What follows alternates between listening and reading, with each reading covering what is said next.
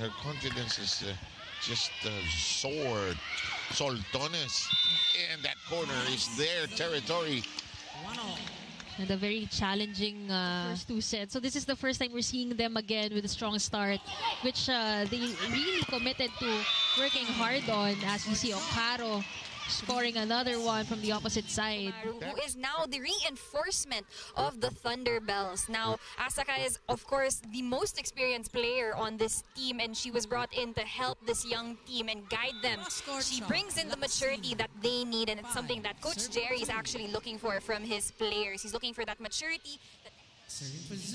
Very sporty time in all our platforms and channels. One Sports Plus, Filipinas Live on RPTV. This one is inside.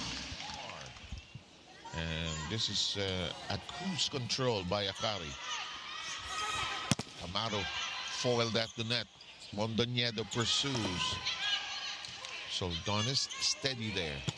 Okaro, oh, what a corner. Compared to her other outings. Kung sa Tagalog na bantay siya. Oh! Ravenna was 3 feet away.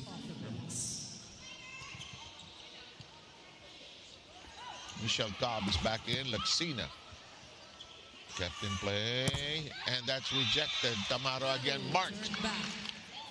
The dad of Angel Canino is also there as one of the assistants. Here's a serve that's in play. Runner.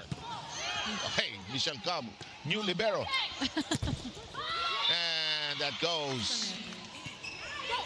So kailangan siguro talagang ilatag mo away from Tamaro because she's being blocked, watched.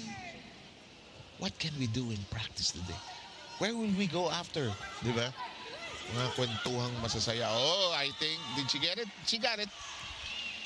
Right before the end line. Personality differences and cultural differences. But most of the imports that play here in the Philippines, they're having a ball. Huh? They're enjoying themselves. Just eating too much rice now. I remember the imports, Lindsay Stalzer. I'm eating too much rice. Wow, good shot. But she's all dressed up. You're right. She's going nowhere. Kasi pagka porsyento team ka, mababasa ka nung kabila eh. And I think this is the best rest that Okaro can get after scoring so much in their last two matches. But look at Domingo. Fly. Just fly. 6 points. The speed and her contact on the ball, mataas. And the power on that last hit as well.